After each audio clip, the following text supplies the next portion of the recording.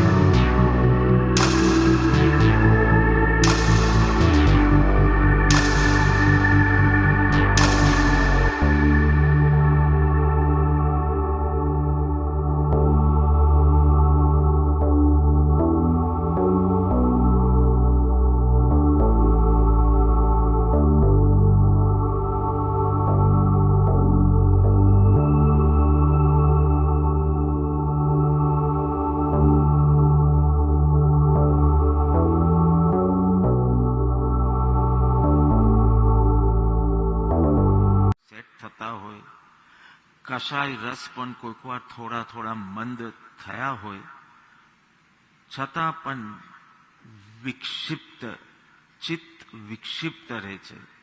એટલે ખરાબ વિચાર નહીં તો પણ નકામા વિચારો તો બહુ કરે છે।